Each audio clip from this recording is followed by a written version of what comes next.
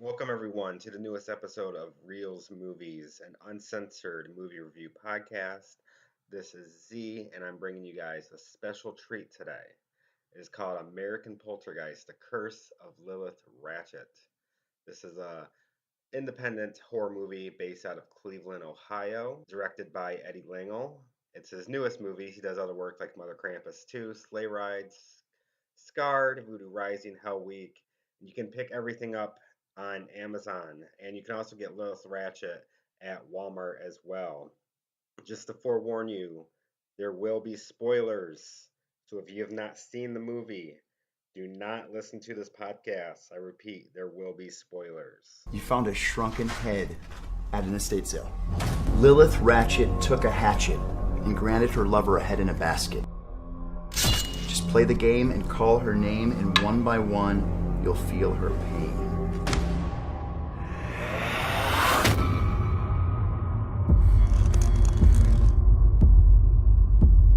Took a hatchet, gave her lover a head in a basket. Play the game, call her name after midnight. I was going through some of the footage from the other night, and I think I caught something on camera. What are you talking about? What did you see?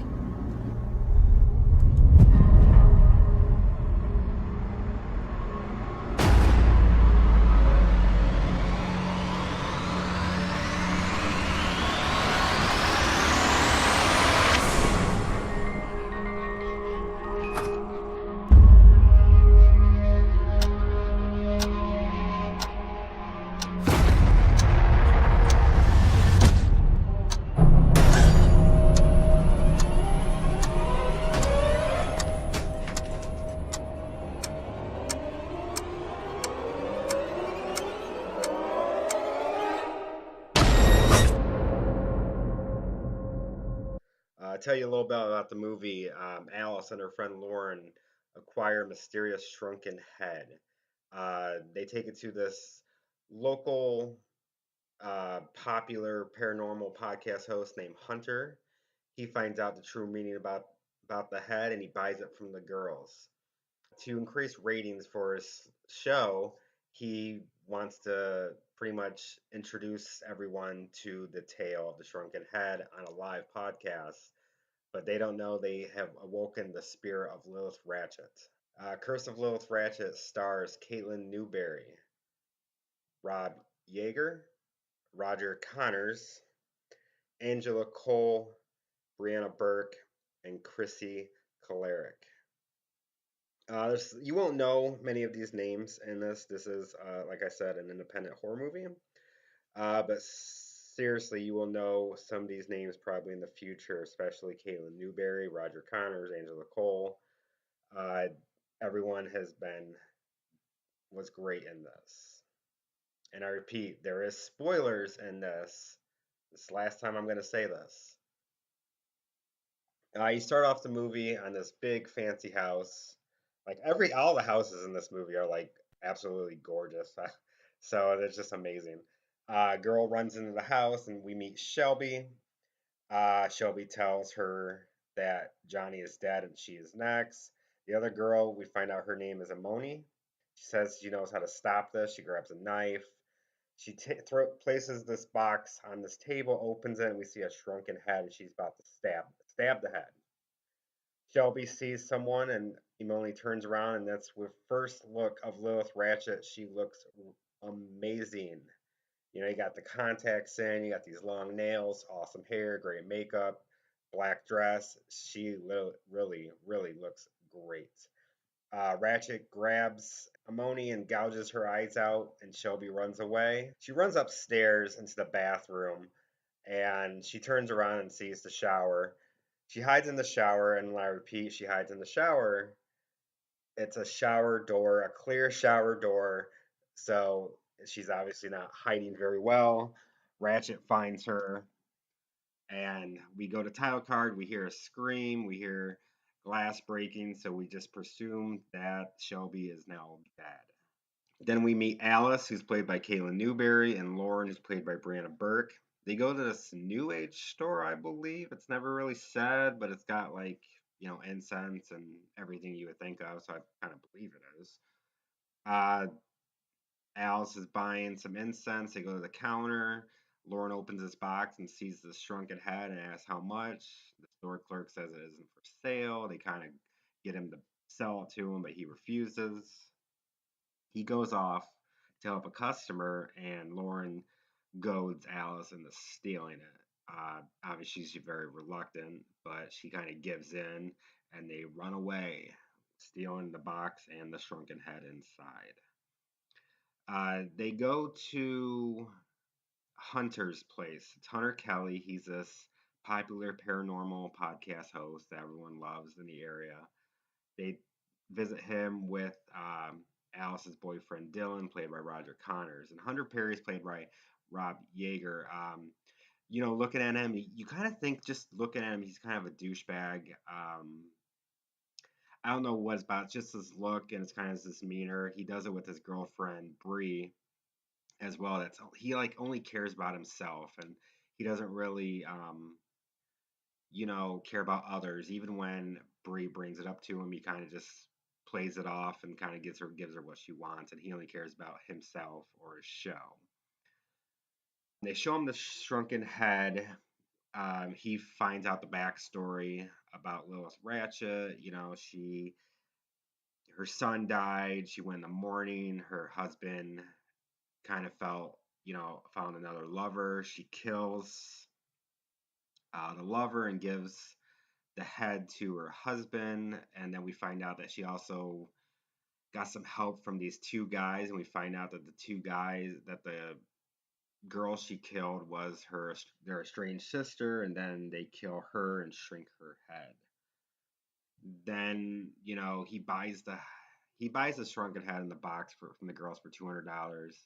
Alice doesn't really want to, but Lauren, obviously at the snap, she takes the money and it's sold. It's a done deal. Then we meet Bree, who's played by Angela Cole. It's Hunter's girlfriend, podcast host, co-host, so to speak, assistant. They work on the show together. We learn more about the game. It's a little bit of mixture of hot potato and musical chairs. You get a group around in a circle and you pass the head around while you recite the poem. And when you finish the poem, whoever has the head is eliminated. And you keep going down, you dwindle down until we actually have a winner. Hunter really wants to, obviously increase his ratings for the show. Obviously go out with a big bang. He finds this flyer for this upcoming party called Fright Fest that Bree brings home, and he's interested. He wants to actually do a podcast show from there with the shrunken head. A little bit of scenes in between. You got a really good mother-son scene with Hunter and his mom. We find out a little more about that the mom doesn't like Bree. She says she is dull for the show, and the show's been dull, and kind of, getting Hunter a lot more ideas on what to do with the show. Hunter finds Dylan, who's hosting the Fright Fest party, and then convinces him to do the live podcast show there, and Hunter gives in, saying, as long as it doesn't pay him for him, he's cool with it. Then that brings us to the Fright Fest, the main point of, obviously, Hunter's show and the party with the friends. Hunter, obviously introduces himself, talks about Lilith Ratchet, and then gets a group of people playing. You get Hunter, Bree, Alice, her boyfriend Dylan, Lauren, and Lauren's date Nate by George Tootie. We see Nate and Lauren a little bit. They have a date while they go to Alice's ice cream spot, and we just get a little bit of him. Obviously he had experienced like a presence of a demon when he had a previous relationship and all that stuff. We really don't know much about Nate. He's very very low on the low. They start playing the game. Nate is out first, then Lauren, Bree, Dylan, and then it's down to Alice and Hunter. Alice gets out, Hunter wins. And during the game, after Lauren is out, she starts getting like this feeling, like this unqueasy feeling that she's being watched. Then you got some quick flashes of Lilith Ratchet. So obviously the curse, so to speak, is already starting. Hunter actually had a plan with Bree that they were gonna have a fake Lilith Ratchet show up and scare everyone, but she didn't show up, so he was very mad. Um, Lauren obviously feeling the curse developing. She's at the bar drinking water, and then Nate comes up, and they kind of get into a little disagreement. Nate runs away, all mad. They runs into Moni, who's the girl that died in the very first small talk. Moni's trying to get him to go back to the bar, and he says he doesn't want to go back. And she says she's here. He turns around and sees Lilith Ratchet in front of him. He's kind of frozen. Then all of a sudden he looks to the side and a car drills him. I'm like, I don't know how they did it, but it was amazing for an independent movie. It was how the car hits him is a really great job. Obviously, the car stops, and then we see Lilith Ratchet walk in. The car drives away. And later we hear when Dylan visits Nate's mom that Nate lost his head. So Lilith Ratchet took his head. Then we move up to Lauren's house. Lauren obviously experienced a hangover, obviously the queasy feeling of the curse of playing the game. She's taking a bath. Al shows up and tells her that Nate died in an accident. Lauren says it was the game. The game killed him, and Alice dismisses it. She doesn't even give it a second thought. She quickly dismisses it and says Nate was drunk. Alice leaves and gets in her car, and as soon as she turns on the car, the radio plays like this nursery rhyme that we hear a few times throughout the movie. Due to radio, she turns the radio off, looks in the mirror, and sees Ratchet behind her. She quickly looks, Ratchet's gone, and Alice kind of gets like this uneasy feeling. That obviously playing the game. Lauren is still taking a bath and she hears the same nursery rhyme music coming from the radio. She turns it off, gets back in the tub, and quickly is attacked by Ratchet from inside the tub. She drowns her a few times, and obviously when Lauren comes up, you see that both of her wrists are cut. After more struggle, we see Lauren's mom walk in the bathroom, and we see that Lauren has died. Her wrists are cut, so obviously it's presumed that it's a suicide. So obviously we're looking at Lilith Ratchet when she kills someone, she's making it look like a suicide or an accident, covering her steps, which from a story standpoint, pretty interesting. Obviously without the Nate losing his head, which seems far fetched if it was a hit and run. But they said in a news broadcast that Hunter and Bree watched that the driver ran over him a few times, which that's straight up murder. But it's a nice little story that Ratchet knows what to do to cover herself. Lauren's mom later that day goes over to Alice and tells her that she committed suicide. Alice cries in her arms saying she wouldn't do that. She goes and tells Dylan that Lauren's dead and says it's the game, and Dylan says it wasn't. And Alice gets all mad and leaves. Then she goes over to Hunter and tells him that Lauren's dead and says that the game killed Nate and Lauren. Hunter says he knows exactly who can help. So Hunter, Bree, Alice, and Dylan takes them to his aunt's house, Aunt Jane, who is a medium. They obviously have a seance together. Hunter presents the box to Jane. Jane gets a feeling for it, gets a feeling for the shrunken head. Really cool scene here. I think it's one of the strongest scenes because it's the strongest scene for Dylan. Just Dylan, who's a very non-believer of this whole curse and the medium and the seance and the spirits. He doesn't believe in it. And just his reactions when Jane's going through her motions, it's obviously priceless. Roger Connors killed it in this scene. I absolutely love this scene with him. Obviously, Jane does the seance. She says that their friends are with them. We see Nate sitting next to Roger. Lauren standing behind Alice, and then Jane looks up and sees Lilith Ratchet there coming at her. Then Lilith Ratchet plays puppet master, so to speak, kind of like dismissing that the game killed her friend, that they're friends.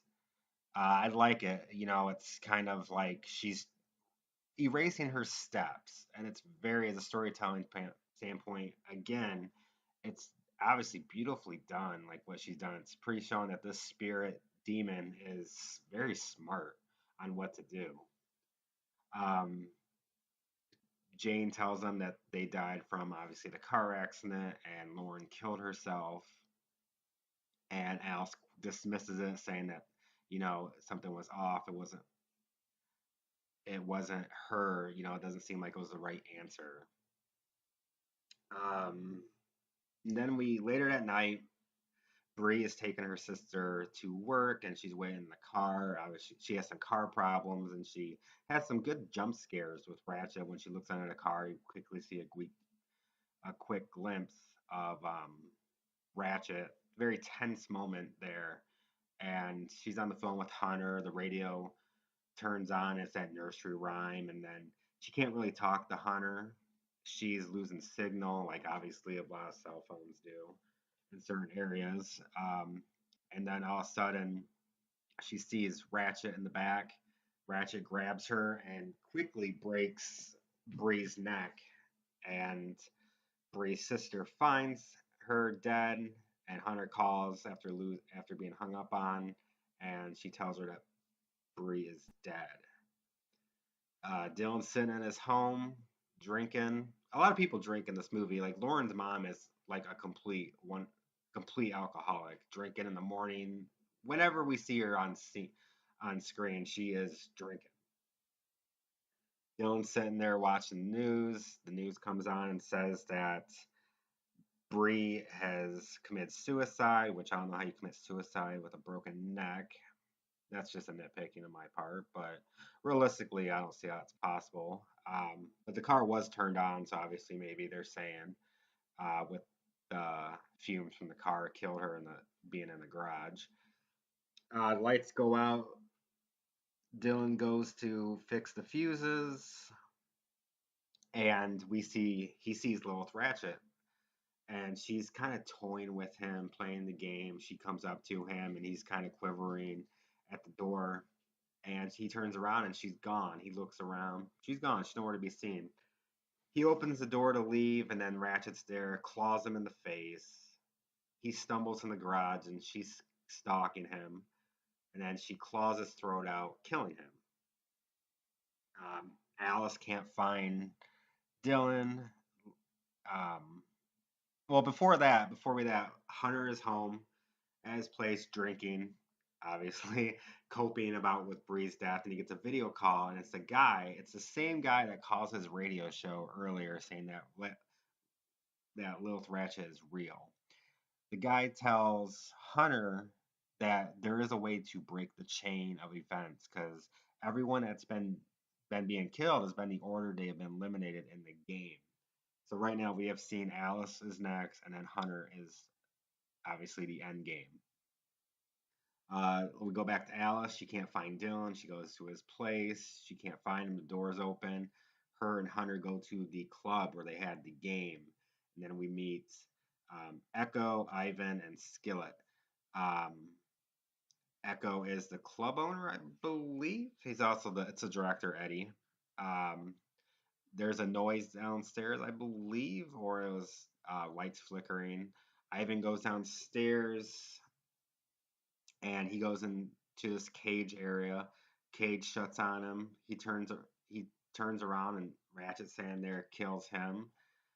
Echo says he's leaving. Skillet goes to lock everything up. He goes downstairs to get Ivan. He finds him dead. He goes in the back room. Ratchet grabs him and kills him with the door shut. You see the blood splatter on the door, and that makes a noise, and Hunter and Alice hear it. They turn and see Ratchet coming up the stairs. And then you have a very nice tense moments here with the group. Ratchet, obviously, she's taking her time with them. Like, she can pretty much kill them instantly, so to speak, with her the demon and the curse. So she's playing with them, playing the game with the two. They split up. Uh, Ratchet grabs Alice and kind of takes her jacket off, and she gets away. Hunter hides in the bathroom. Ratchet comes in and looks around and can't find him. Leaves, and all of a sudden the door opens and it's Bree. So we've seen spirits throughout this. We've seen it with um, Imoni, and we've seen it with Shelby, who's also the girlfriend there with Dylan earlier. So we see a lot of spirits. So it's a lot of questionable.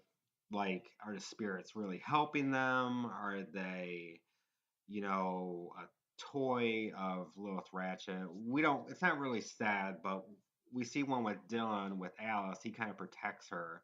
So I don't know if it's like a guiding spirit to help beat Ratchet. It's never really said, but when Bree's spirit tells Hunter that he knows what to do to break the chain and defeat Lilith Ratchet and survive, he goes off. He finds a machete in a kitchen, and he goes and he kind of walks around trying to find Ratchet. Now we're going back to the cat and mouse game with Ratchet and Alice. She's hiding behind a pool table. Ratchet looks around, can't find her. Then Ratchet is kind of, or not Ratchet, sorry. Alice finds Dylan. Dylan keeps her safe from Ratchet.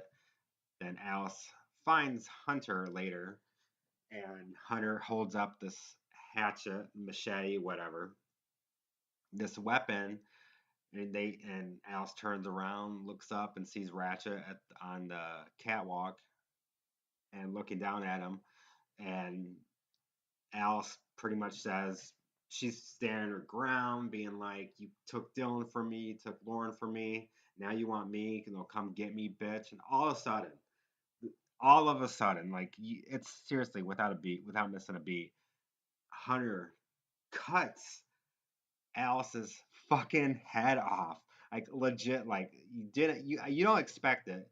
Like me as watching the story, you think they're gonna go that route, that he's gonna do this, but you don't really think it's gonna pull it off. Because you got to have the final girl, and Alice was a great final girl. So you think that they're gonna survive, but no, he cuts her head off to give in what Lilith Ratchet wants, because in the poem it says to feel her pain, and what's her pain is cutting someone else's head off. So Hunter obviously felt her pain. Ratchet grabs Alice's head, walks away, and you hear her laughing.